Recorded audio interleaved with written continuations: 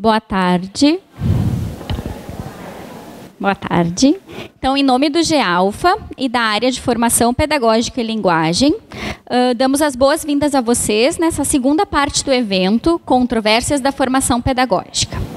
Para a abertura, então, deste turno de trabalho aqui nesta sala, nós teremos uma contação de histórias realizada pela graduanda Lilian Vieira. Ela é graduanda aqui do curso de Pedagogia, ela é formada em Letras e é contadora de histórias. Então, a gente vai ter esse primeiro momento com a Lilian. Por favor, Lilian. A Marta nunca ficava sozinha em casa. Só que aquele dia, todo mundo tinha um compromisso. Antes de sair, sua mãe deixou na mesa da cozinha um bolo de cenoura com cobertura de chocolate. Sozinha em casa, a menina pegou um livro para ler. Só que a história era meio chata. Então ela resolveu fazer um desenho para a mãe. Só que o coração ficou meio torto. E foi então que ela decidiu pegar as bonecas para brincar. Colocou as bonecas na cama e lembrou que lá em cima no sótão estava a casinha de brinquedo. O sótão da casa da Marta não era como esses assim, assustadores de filme de terror. Ele tinha umas janelas, era meio bagunçado. Tinha uns tapetes enrolados, umas caixas empilhadas, mas dava para ir sozinha. Ela chegou e começou a procurar a casinha. Quando achou, ela puxou e ela viu o baú que o tio Walter tinha enviado lá da Itália antes dela nascer. O tio Walter era um caçador de recompensas e ele tinha desaparecido quando perseguia um bando lá na África. O pai dela jurava que ele tinha virado comida de leão. O baú era enorme, preto, cheio de taxinhas de bronze. Marta tentou abrir, mas não conseguiu. Daí ela viu que tinha uma fechadura. E na hora ela lembrou que lá embaixo na cozinha ela tinha uma lata cheia de chaves de tudo que é tamanho. Ela foi correndo, voltou correndo e começou a testar as chaves. Umas eram pequenas demais, outras nem entravam, outras entravam e ficavam presas. Até que teve uma bem esquisita que entrou, girou, clique, e abriu. Abriu! E foi então que a tampa do baú levantou sozinha. E vocês não vão acreditar o que é que saiu de lá de dentro. Um homem, baixinho, gorducho. E outro homem, um pouco maior, um pouco menos gordo. Esse cumprimentou a menina. E outro homem saiu. Esse alto e magro. Meu Deus, tinha homens no baú do tio Walter. Foi então que o segundo homem que saiu acendeu um cigarro e começou a fumar. Não pode fumar no sótão, vai tacar fogo na casa. Enquanto ele apagava o cigarro com a ponta do pé, a menina foi logo perguntando: quem são vocês? Como vocês vieram parar aqui? E foi então que o maior homem fez as apresentações. Permita que nos apresentemos. Este é Lughi, este é Bene, e eu sou Vito, e nós somos bandidos. 3 bandidos italianos. Meu Deus! Por isso que o tio Walter prendeu vocês no baú. Ah, mas seu tio Walter não é um homem bom. Não. Ah, mas agora vocês estão em outro país. Mamma mia, não acredito! Seu tio tirou nós de nossa amada Itália. E agora? Lá na Itália nós éramos muito famosos e respeitados por todos os bandidos. O que nós vamos fazer aqui nesta terra? Não sabemos de nada. Ah, mas aqui vocês vão ter que fazer outra coisa. Aqui não pode ser bandido. Vocês podem ser leiteiros, professores. Vocês podem ser advogados. Se quiserem, podem até ser vereadores. Mas aqui vocês vão ter que estudar, vocês vão ter que trabalhar. Trabalhar? Não, bambina tonta. Nós não servimos para trabalhar. Nós só sabemos roubar. E vamos começar com esta casa mesmo. Se mover, tá morta. Marta ficou lá em cima, morrendo de medo. Os ladrões desceram e fizeram a festa. Não sobrou até para as bonecas da menina. Pegaram as joias da mãe, os charutos do pai, o faqueiro de prata, inclusive pegaram o bolo de cenoura com cobertura de chocolate. Gostoso como só as mães sabem fazer. Eles subiram super felizes, sentaram em círculo e foram saborear o bolo. Foi quando a campainha tocou, eles tomaram o maior susto. Mas que barulho é esse? Eles estavam presos há tanto tempo naquele baú que tinham perdido a invenção da campainha elétrica. Marta foi correndo na janela ver quem era. E era o carteiro. Tinha deixado a encomenda lá e já tinha ido embora. É a polícia! A polícia! Mamma mia, são muitos.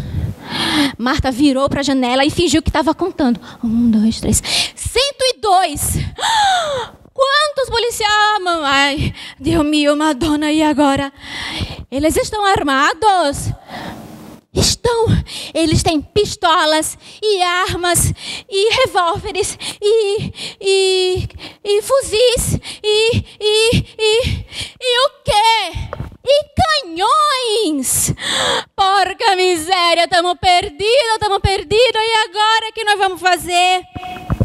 Claro que a Marta já estava bolando um plano. Vocês são meus amigos? Claro, Bambina, tão inteligente, tão bela. Claro que somos seus amigos, Bambina. Pois então, entrem no baú de volta e lá a polícia não vai ver vocês. Eles não queriam voltar para o baú, mas eles estavam tão apavorados que aceitaram.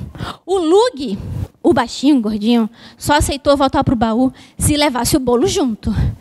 Eles entraram no baú e não estavam conseguindo se acomodar. O baú não fechava, não tinha jeito. Marta, no desespero, correu e sentou no baú. A tampa fechou, ela girou a chave e respirou aliviada.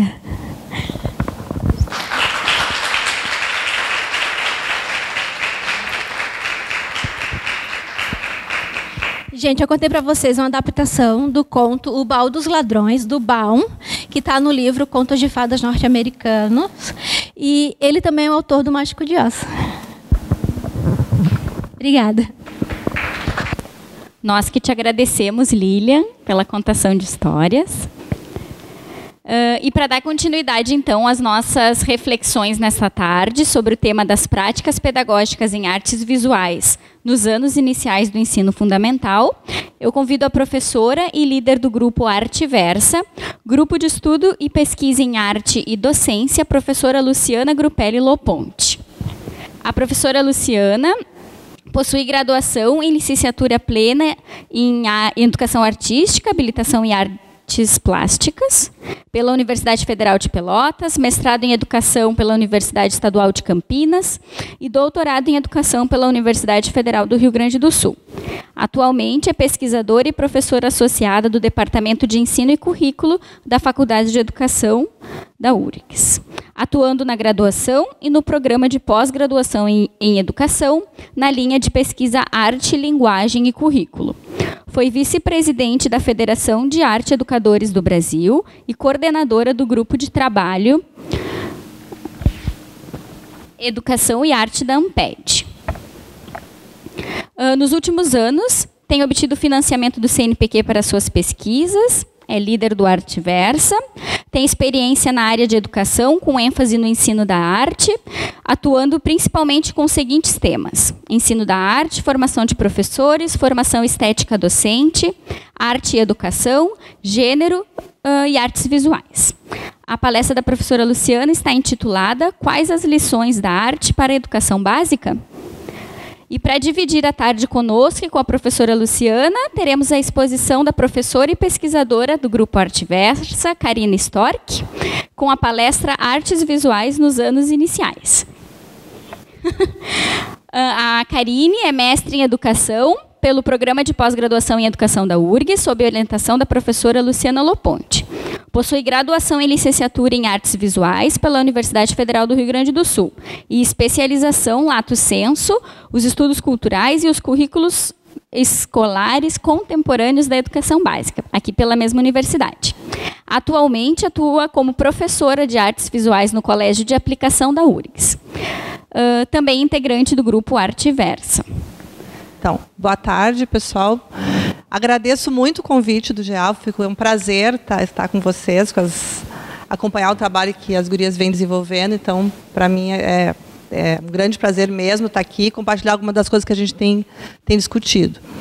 Eu e a Karine fizemos uma apresentação conjunta, então eu vou falar um pouco, depois a Karine, depois a gente retorna, as duas vamos fechar. Tá?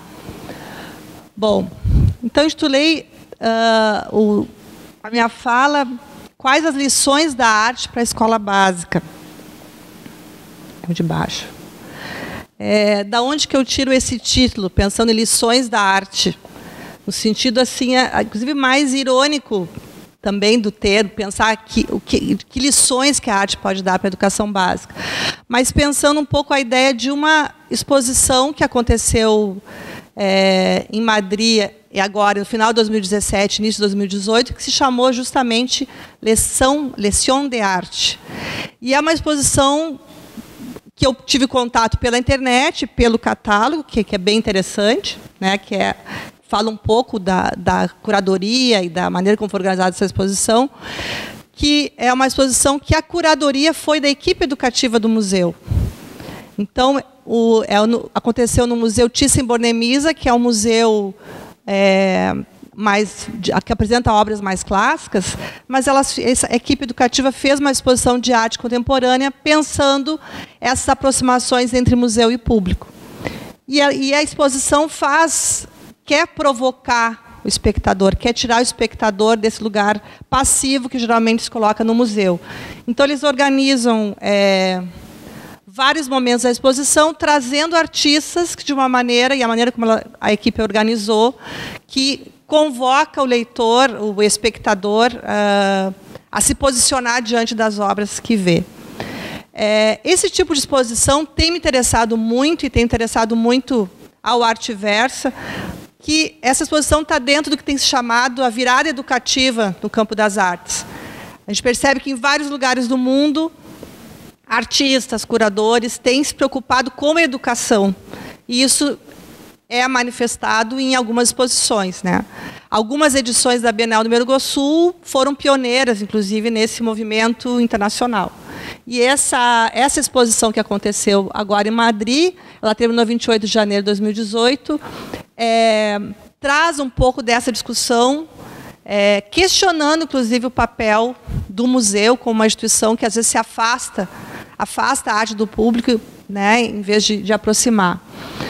Então, essa exposição contava com vários artistas, inclusive algumas artistas brasileiras, como a Cíntia Marcelli, a Rivani, que é uma outra artista bem conhecida, questionando onde reside o conhecimento, falando do museu como experiência pessoal e buscando a transformação do papel do espectador e seu lugar dentro do museu. Então, inclusive, o texto do catálogo fala um pouco da instituição museu, que a gente poderia trocar museu por escola, que teríamos muitas coisas para pensar. Então, eu trago essa exposição também como mote para a gente falar um pouco dessas, quais lições possíveis, né? Na exposição, e é interessante a atitude que a equipe educativa traz para organizar a exposição, elas falam que os artistas que elas convocam para a exposição, né, palavras do catálogo, são companheiros de dúvidas e inquietudes. Suas investigações e produções giram, em muitos casos, sobre nossos mesmos conflitos, dúvidas e paradigmas. Eles e elas, criadores e criadoras contemporâneos, nos oferecem a possibilidade de abrir debates em torno a essas ideias, questionar o conhecimento, construir lugares de e para o espectador ou fazer um museu à medida. São elementos agitadores permanentes que geram inquietudes e alteram tempos e condutas, ainda quando não estamos nós, os educadores, presentes. Aliar-se com os criadores, com suas obras, tem sido uma estupenda oportunidade que não deixamos escapar. Então, essas ideias que a equipe educativa apresentou para organizar essa exposição tem muito a ver com o que a gente tem pensado no Arteverse. Pensando a partir da arte contemporânea de alguns artistas que, como elas, nos dão oportunidades para pensar, trazem novas formas de pensar que a gente tem se aliado a elas para pensar a educação, para pensar a formação de professores, para pensar a escola. Bom, aí eu vou falar um pouco, depois eu retomo essas questões, um pouco do livro, né, que era o mote para a gente, né, falar hoje, que é um livro que a gente fez com a EDELB, em colaboração com outros colegas. Então, esse livro, especialmente, é voltado para os anos iniciais. Então, nós tivemos, eu responsável pela área de artes visuais, a Flávia, responsável pela área de dança, a Cristina pela música e o Carlos da área de teatro.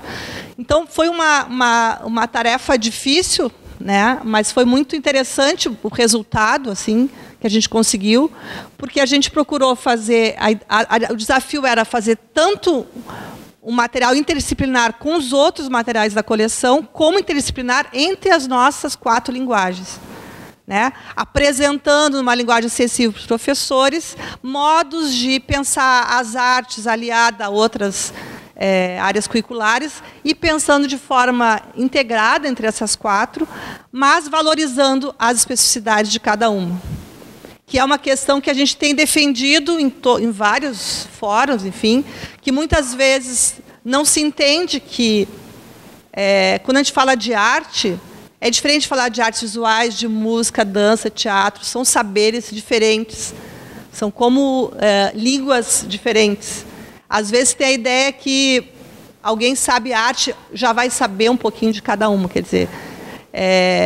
Mas como para a professora dos anos iniciais, o que a gente tentou fazer é que essa professora pudesse se aproximar dessas 4, entendendo um pouco da complexidade que cada uma delas tem, né? E uma das questões que a gente quis apresentar no livro é convocando as professoras, né, professores dos anos iniciais, a pensar quando nós mesmos tínhamos a capacidade de imaginar, né? Quando que a nossa imaginação não tinha limites e tudo era possível. Porque parece que em algum momento a gente esquece disso, a gente esquece que uma caneta pode ser um avião, que uma cadeira pode ser um trem, enfim, a gente esquece isso e como professora, faz com que as crianças esqueçam.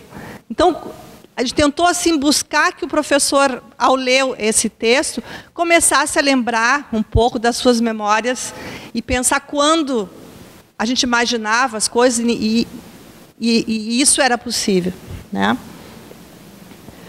Aí a gente traz, nós não conseguimos botar essa tirinha no livro por causa dos direitos autorais, né? Mas a intenção era ter colocado, mas não conseguimos, porque fazer um livro com imagens não é fácil, porque a gente pensa em 1000 imagens, depois na hora a editora corta, porque tem direito autoral, tem isso e aquilo. Essa imagem, a ideia é que ela estivesse no livro, mas não conseguimos colocar. Eu particularmente gosto muito, né, uma tirinha da Mafalda com o Guile, a mãe da Mafalda, o Guile é o irmãozinho menor da Mafalda. E a mãe chega em casa e o menino riscou toda a casa. E ele pergunta, mas não é incrível tudo que pode ter dentro de um lápis? E a mãe, aquela cara assim, meu Deus do céu, as paredes da minha casa, como é que eu vou fazer para limpar isso?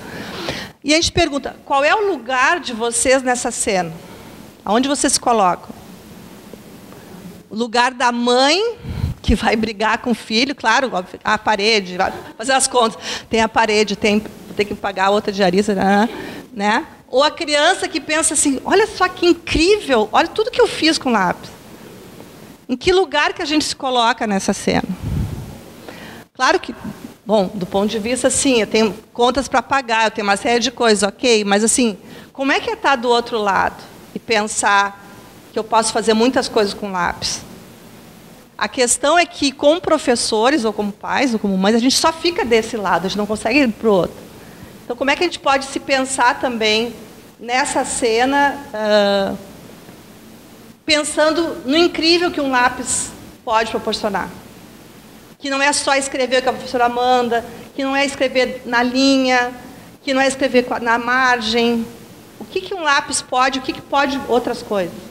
Então, é esse pensamento, né, que a gente quis trazer, que a arte pode proporcionar.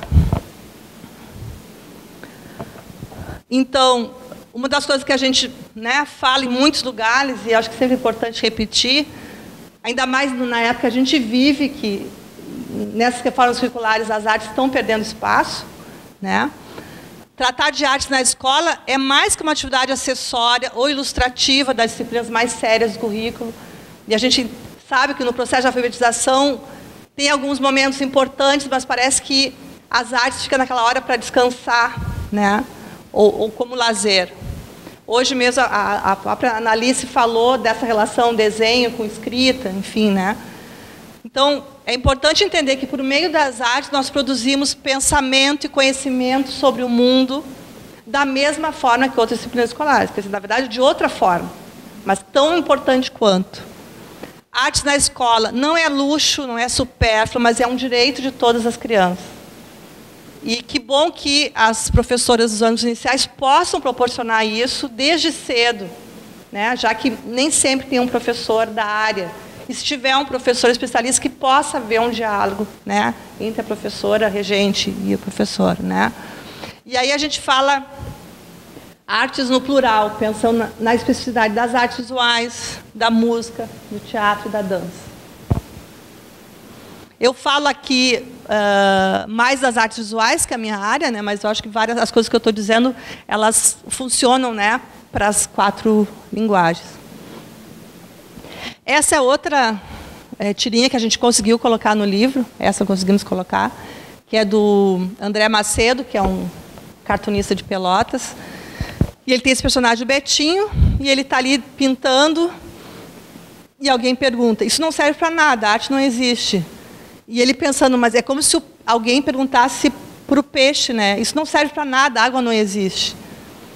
Então, quer dizer, como é que tu vai dizer para o peixe que a água não existe se ele está imerso de água? Como é que a gente vai pensar? Eu me identifico muito com essa tirinha, que para mim é como se eu fosse o Betinho, alguém disse assim, não, isso não serve para nada. Eu sei para o que serve, mesmo que eu não saiba dizer para que serve. Porque eu estou imersa nisso, eu não conseguiria pensar que não fosse por meio da arte. E como a gente, então, pensar as nossas experiências artísticas, né, na nossa trajetória de alunos, de professores, quer dizer, foram essas experiências que me fizeram me ver como Betinho imersa, né, no mundo da arte e querendo pensar a partir do mundo da arte. E aí a gente convoca as professoras e estudantes de pedagogia a pensar nas suas experiências artísticas, que muitas vezes na própria escola são traumatizantes. Eu dei aula há muitos anos no curso de pedagogia e quase sempre, quando as alunas começavam a falar das experiências, eram experiências assim, mais terríveis possíveis, né? Porque não sabia desenhar, a professora me obrigava, rasgava o meu desenho que estava feio. Então, o que faz com que a gente tenha esse tipo de experiência e como que a gente pode se abrir a ter experiências melhores nesse campo? E aí a gente ouve, né, os clichês em relação à arte na escola. Eu ouvi muitas vezes essas frases, né, e no livro a gente tentou um pouco desmistificar cada uma delas, que é dizer, mas eu não sou criativa, eu não posso fazer. Não, eu não sou criativa, como se fosse um carimbo, né? As pessoas são criativas ou não são criativas, né? Ou não tenho dom. Professora, eu não posso fazer isso porque eu não tenho dom. Também, como se algumas pessoas nasceram com o dom, outras não nasceram. Isso tem uma discussão imensa que a gente poderia discutir, inclusive na história da arte, a ideia do artista como gênio, que dá para a gente desconstruir essa ideia. Mas essa não tenho dom é uma frase que eu ouvi tanto meus alunos de educação básica como minhas alunas de pedagogia, parece que é a mesma frase. Eu não tenho dom, então eu não posso fazer. Não entendo nada de artes. Mas por quê? Quer dizer, a mesma coisa que eu dizer, não entendo nada de matemática, não entendo nada de geografia. Bom, a gente aprende. Não existe as pessoas que nascem entendendo arte, as pessoas que não nascem entendendo arte. Quer dizer, entender algo é conhecer, é saber. Né? Então, tem uma relação com as artes, às vezes, que parece que a gente se distancia. Ou não posso perder tempo de ensinar coisas sérias e mais importantes para fazer arte com as crianças, como se fosse um intervalo só. Né? Ou aulas de arte são sujas, bagunçadas, barulhentas. Ou aulas de arte são fáceis, basta dar modelos prontos para as crianças nas datas comemorativas e está resolvido. Né? Teria ainda mais a questão das datas comemorativas, que eu nem vou entrar nisso, mas assim, como as artes são usadas para, né? Também reproduzindo outros clichês, tanto em relação às datas, como em relação às imagens associadas às datas. Né? A gente está, agora abril, quer dizer, Dia do Índio, Dia das Mães, que aí nos anos iniciais é assim, o clichê total assim, do que é mãe, o que é índio, o que é... E as artes servindo, ou Coelhinho da Páscoa, não, agora é o Coelhinho da Páscoa. E pompomzinho de algodão. Quer dizer, é o império do Coelhinho da Páscoa agora, e as artes se tornam isso, com tanta coisa legal para pensar, inclusive até sobre a Páscoa, enfim. Eu abuso dos clichês, né, ligados a essas datas. Então, no livro, a gente tenta desconstruir um pouco essas ideias, falando e dando sugestões para cada questão dessas, né? Para a gente pensar também e romper com esses clichês que são barreiras que mais nos afastam do que nos aproximam em relação às artes. E aí, algo que a gente faz no livro, porque às vezes tem essa ideia, e que é pertinente, muitas vezes, que a arte está muito afastada. Né? Como eu ouvia de alunos meus, professor, isso aí não é para mim. Isso não é para mim, isso não é um saber que eu possa saber disso. Né? Então, a gente tenta, no livro, dizer, convocar a professora a pensar que, sim, existe arte em toda parte. Quer dizer, quais instituições culturais e museus na sua cidade? E mesmo numa cidade pequena, que não seja uma capital como Porto Alegre, quais são as instituições culturais? Eu já dei aula para alunas de pedagogia dentro de uma igreja, numa cidadezinha pequena, que eu nunca tinha ido entrar na igreja, mas a igreja tinha elementos de vitrais, tinha figuras que remetiam a muita coisa, conhecimentos artísticos. Quer dizer, a própria igreja da comunidade, numa cidade pequena, ela tem muitos elementos dos quais eu posso extrair questões para pensar sobre as artes, por exemplo. Então, mesmo a cidade pequena, quais são as instituições culturais, quais são os lugares, né, onde a arte e cultura acontece? Quais espetáculos de dança, música e teatro na sua cidade? O que vocês e seus alunos podem aprender sobre arte no lugar onde mora? Então, é algo que a gente fica, no livro, a gente procura instigar que os professores também pesquisem, aprendam com os alunos, valorizem os saberes da comunidade. Né? Às vezes a avó que borda, ou que faz o crochê, ou alguém da comunidade que faz algo, né? Enfim, um artefato artesanal. Quer dizer, quantas coisas eu posso aprender com os alunos também sobre arte no lugar onde eu moro. E a gente também trouxe um momento para falar essa relação arte-infâncias, né? Pensando na escola com uma função social de oportunizar as crianças, com toda a pluralidade e diversidade, um contato de qualidade com diferentes manifestações artísticas. Então, o que é um contato de qualidade? Quer dizer, não restringir, parece que às vezes criança eu só tenho que levar bichinho da Mônica, não sei lá qual é a moda agora, uma época era moranguinhos, sei lá, quer dizer, para criança você tem que mostrar esse tipo de imagem infantilizada, mas por que não mostrar outras imagens mais complexas, que têm uma qualidade estética, visual, interessante, instigante, né? Então, para favorecer que os alunos possam aprender a pensar a partir das artes, exercitem a capacidade de criar e recriar o mundo em que vivem. E muitas vezes a escola é o único lugar ou um dos poucos lugares onde as crianças vão ter um contato mais direto com as artes, né? Através da escola que vai ser o lugar. Então, como a gente favorecer esse espaço, esse contato.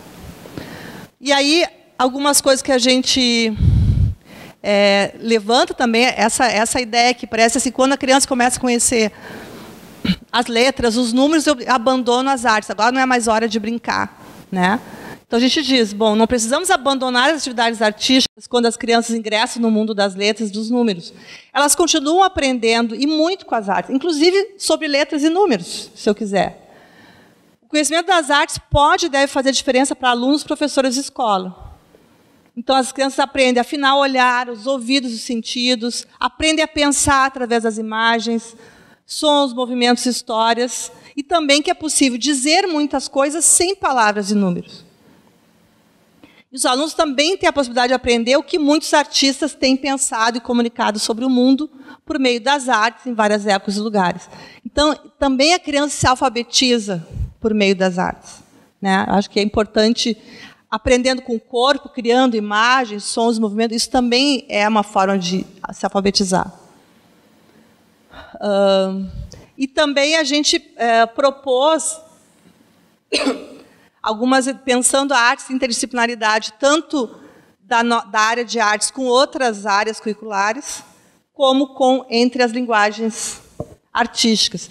E a gente pensar essa interdisciplinaridade de forma a garantir a especificidade das artes. Então, não é assim, bom, estou trabalhando um conteúdo lá de ciências e eu peço para as crianças desenharem a plantinha. Isso não é interdisciplinaridade. Então, eu estou trabalhando alguma questão com natureza, tem vários artistas maravilhosos que representaram a natureza em muitas épocas e de estilos diferentes. Então, por que não apresentar essa diversidade e não reduzir as artes à ilustração de um determinado conteúdo? E aqui, eu gosto muito dessa foto, ela não está muito boa, é uma foto que fez parte de uma pesquisa de uma aluna de mestrado, em que ela trabalhou com crianças de educação infantil, com arte contemporânea, e aqui elas foram ver uma exposição da Bienal do Mercosul, e vocês veem assim, que tem um menininho de cabeça para baixo, quer dizer, ele inventa um jeito de ver, né? E ela acolhia muito as crianças. Ele inventa um jeito de ver, ali é o jeito mais legal de ver aquela obra. Então, isso é muito, porque a criança ela entra em contato com o corpo, né? Ela não fica ali só paradinha, anotando o que o artista quis dizer. Ela entra de outra maneira. E a gente tem que valorizar esses conhecimentos da criança. Bom, outra questão que a gente traz ali também como sugestão em relação às artes visuais é mais espaço para o desenho, mesmo que eu pense que não é só o desenho a única maneira de pensar a arte na escola, mas a gente sugere experimentações, não ter medo de desenhar e não ter medo do desenho das crianças, né? O que hoje, acho que a Annalise falou bastante, não procurar o certo ou o errado. Isso está errado, não se faz assim, árvore não se pinta assim, ou casa não se faz assim. Quer dizer, nem esperar que os desenhos infantis tenham uma ligação direta com a realidade, com o real, representação da realidade, né? Desenhar é sonhar, projetar, inventar e pensar em trabalhos de artistas. Eu acho que uma das coisas que eu trabalhava muito com as minhas alunas de pedagogia é que os professores ampliem o seu repertório visual para poder olhar o desenho das crianças, né? Quer dizer, conhecer que vários artistas fazem e desafiam as concepções mais tradicionais sobre arte. E aí eu mostro um trabalho aqui que é bem interessante, como algumas ideias, né, de artistas que estão brincando com desenho. É um trabalho de um artista chamado Lucas Levitan. Ele é gaúcho, mas ele mora na Europa há bastante tempo. E ele tem um projeto no Instagram, que é Photo Invasion. Ele invade as fotos. As pessoas escrevem na sua foto no Instagram assim, eu quero ser invadido, o hashtag, o nome do projeto dele, que é Photo Invasion, e ele escolhe fotos do Instagram que as pessoas permitiram que ele invadisse e cria outras situações com desenho nas fotos das pessoas. Quem quiser seguir ele é Lucas Levitan no Instagram. Bem interessante acompanhar as invasões de foto. Quer dizer, é um desenho em lugares um pouco inesperados, né? Então, ele pega fotos das pessoas e cria situações a partir delas. Então, quer dizer, o Instagram tem servido para desenhar também. É só exemplos, né? Poderia dar vários aqui. E no livro a gente fala, bom, desenhar na escola, onde, com o quê, como, o quê? A gente dá vários exemplos para a gente sair da ideia de desenhar. É um lápis, um papel A4 e um lápis, aquele grafite ruim, assim, que tu nem consegue desenhar, como se fosse só isso a forma de desenhar. Quer dizer, quantas outras maneiras eu posso desenhar e ampliar as possibilidades né, das artes, por exemplo, com crianças. Isso só como exemplo, dentre outras. A Karine vai mostrar várias outras coisas que ela tem feito. Aí outras questões de desenho de artistas, né? A gente descobriu um projeto muito interessante que está no nosso site. Depois eu vou nos falar do site do Arteversa, que é o All Art Festival. É um festival que acontece uma vez por ano em cidades do interior na Índia ou do Japão. E alguns artistas vão em algumas escolas bem do interior e pintam a escola. Ela fica durante uma semana totalmente pintada e as crianças ficam deslumbradas com aquela escola delas do dia a dia e depois de um tempo elas voltam à cor que era antes, né? Chama All Art Festival. É muito interessante a gente ver as paredes das escolas com as crianças ali e aí a gente foi buscando um pouco sobre o projeto. Eles falam, inclusive, a evasão nessas escolas diminuiu, porque as crianças queriam estar nessa escola, enfim. É um projeto muito interessante que acontece com artistas desses países. Esse é um trabalho que a gente tem usado muito, falado muito dele, da Cíntia Marcelli, que é uma artista brasileira. E essa instalação chama Sobre Este Mesmo Mundo, e é com um elemento bem conhecido nosso, que é quadro e giz.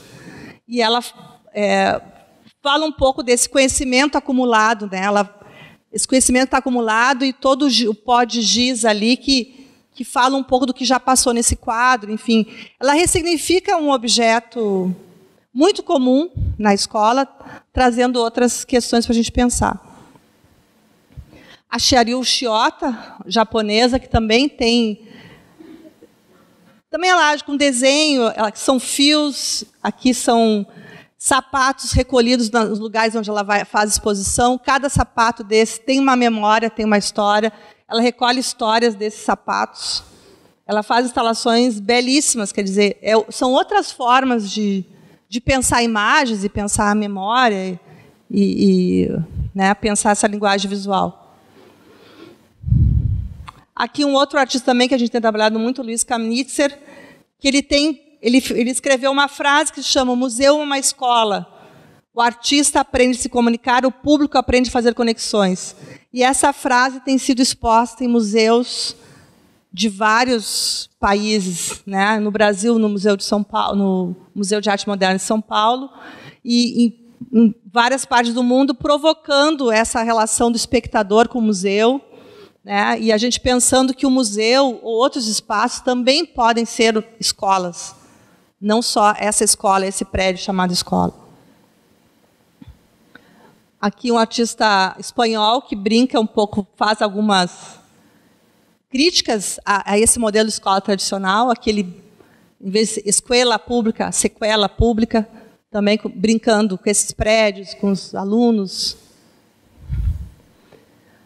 Esse artista, um artista de Marrocos, que registra salas de aula e ele cria situações, inventa, ele é professor de arte e artista, ele cria situações com os alunos, né, criando um ambiente de ficção dentro daquele espaço muito tradicional. Quer dizer, são obras como essas que, de alguma maneira, nos fazem pensar de outras formas esses ambientes, né? O Julian German, que ele fez uma série imensa assim, de salas de aula pelo mundo inteiro. Então, ele vai registrando salas de aula. A gente pode ver aqui uma sala de aula no Peru e uma sala de aula num país oriental, um só de meninos, outro só de meninas. Então, dá para pensar muitas coisas também a partir dessas obras e o que elas nos suscitam e como as salas de aula estão organizadas, como o currículo estaria organizado ali, enfim, como se aprende nesses lugares, o que se aprende. Bom, isso só para dizer como cada obra dessa, ou cada artista, nos traz coisas para pensar. E, como diz o próprio Kamenice, que é um daqueles autores que eu citei, a arte é um lugar, e a gente esqueceu disso, ou não se aprende na escola, que a arte é um lugar onde se pode pensar coisas que não são pensáveis em outros lugares. Então, além de uma função ornamental e decorativa nas escolas, ou na nossa experiência, há uma potencialidade da arte que, às vezes, tem sido esvaziada diante desses conhecimentos que nós consideramos os mais sérios, os mais importantes, né, que a criança precisa saber, né? E eu gostei um pouco do que, no livro no catálogo da exposição Lição de Arte, que eles falam como que eles estão vendo as obras de arte que eles apresentam, né? Eles dizem que são pensadas como artefatos. Então, eles dizem, para os educadores, funcionam como artefatos explosivos de coisas maravilhosas. Essas obras. Então, artefatos explosivos de coisas maravilhosas. Pensamentos, reflexões, críticas e mudanças de condutas. É dessa maneira que a gente tem pensado a arte contemporânea para a formação, para a escola, para a educação. E aí, considerando um pouco essas questões que eu estou apresentando, o que a gente pode pensar como um ensino de arte contemporânea e o que, né, diante de tudo isso, pensar com as crianças nos anos iniciais?